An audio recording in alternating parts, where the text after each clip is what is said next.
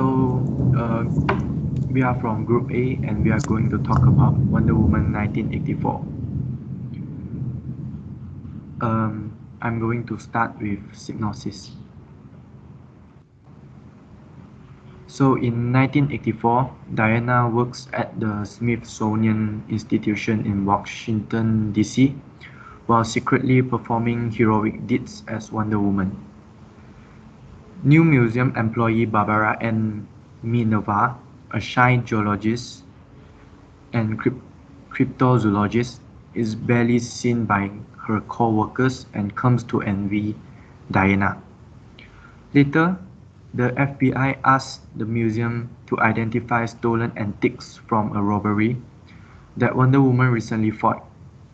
Barbara and Diana notice one item, later identified as the Dreamstone, contains a Latin inscription claiming to grant the holder one wish.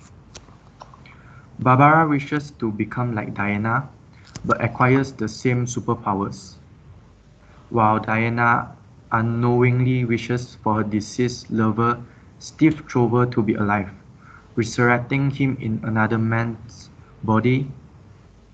The two are reunited at the Smithsonian Gala. And Jao, after that, the villain of this movie, Max Locke, is come up.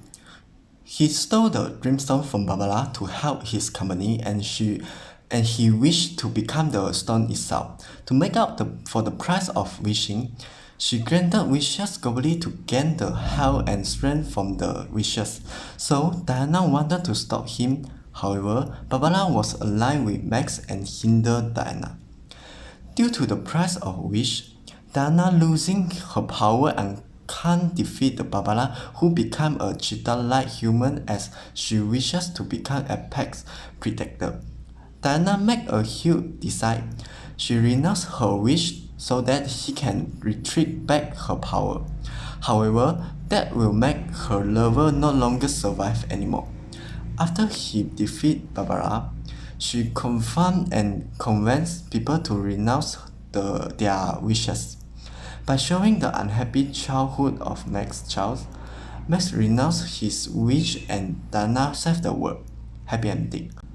Next, I will show a video which is one of the 5 scenes of this movie that show how powerful Diana is.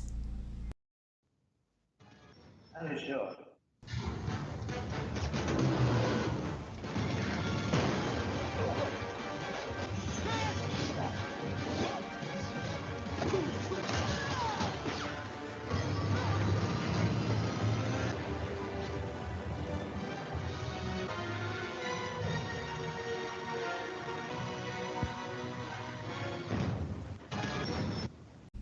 From the video, we can see Diana use her power to flip a track easily. So would this power can be realized in real world? It will explain in next part. That's all for my part. Thank you. Alright, so here comes the concept for our study. So basically, the concept for our study in this Wonder Woman movie will be mainly 2 concepts, the cell signaling and also the proteostasis. So for the first concept is about cell signaling, and we are going to talk about something about epinephrine and also the GPCR. Epinephrine, which we also refer to it as adrenaline, is a type of hormone that are responsible for the fight or flight response, as we know from the fundamental biology. And it's binding to the GPCR, and GPCR is referring to a superfamily of membrane protein. And in this case, epinephrine is a ligand that binds to the GPCR, where GPCR serves as a receptor. And it will lead to the cascade of glycogen breakdown and even ATP production. So superstrength of Wonder Woman could be achieved by either modulations of either epinephrine molecules or like the GPCR expression or the conformational change.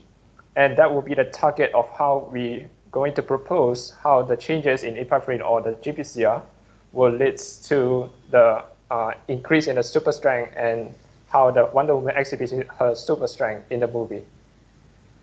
So in the overview of epinephrine and the GPCR leading to the downstream cascade, this is actually the process. Basically, epinephrine binding to the GPCR, it activates a G protein, as what we know. And it will lead to the conversion of ATP into the CAMP. Then as a secondary messenger, it leads to the PKA, the protein kinase A. In short, we know this as a PKA. And it leads to phosphorylation of some of the proteins like the enzymes like phosphorylase kinase, which then further phosphorylate the enzymes of glycogen phosphorylase that breaks down the glycogen as proposed. So breakdown of glycogen will actually synthesize more glucose, and that's enter the oxidative phosphorylation to foster the production of ATP, and ATP to be used in terms of a relaxation and contraction activity of the muscles. So now I would like to pass to Chan Hao to further talk about how Wonder Woman loses her power. Okay, so I'm Chuan Hao, and as in the movie, Wonder Woman lost her power right after she researched. So how is that possible, and what had happened in her cells to cause her lose her super strength? As an assumption, she might lose her power due to the gene silencing of apirin production. The Wishstone accelerates the production of siRNA in Wonder Woman's body, which causes an increasing amount of siRNA. These siRNA will then bind to the apirin mRNA and break them down before the translation occurs.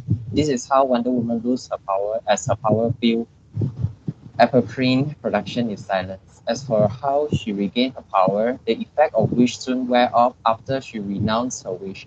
With her high metabolism, the production of apirin is resumed and rapidly produces apirin. After having assumptions about how Wonder Woman lost power, let's head back to reality. Next slide. Is it possible for a normal human to have super strength like Wonder Woman? This can be possible with genetic modification, but not normal human. It is impossible for a normal human to have super strength without huge amount of muscle mass like Wonder Woman. Even if a professional bodybuilder trained like hell and is possible to have strength like one and sorry, even if a professional bodybuilder trained like hell and is able to have strength like Wonder Woman, he must have a large amount of muscle mass, which means he'll be like a human truck size instead of slim size like Wonder Woman. However, the strength that Wonder Woman launched a bullet without a gun is impossible for a normal human being, even for a professional bodybuilder. Moreover, even a professional bodybuilder can't swing himself to somewhere else with ease like Wonder Woman uses her whips and tangle to anything from plane to truck or even thunder. Maybe in future, superhuman like Wonder Woman might be able to achieve via genetic modification, but not for now. So I'll pass the mic to another person. Thank you. Okay, next slide. Right, hi everyone, I'm Mencius and I'll be talking about Wonder Woman, about her age. So basically right now every fans and every people who watches Wonder Woman have this doubt of thinking whether Wonder Woman ages or not, or is she immortal in a way.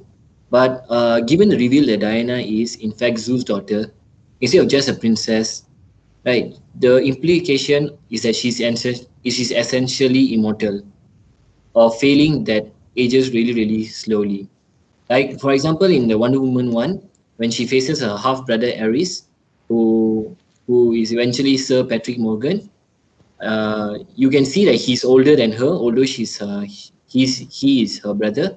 So from here we know that physical aging for Wonder Woman is going on, where she doesn't just stop at one age. Next slide.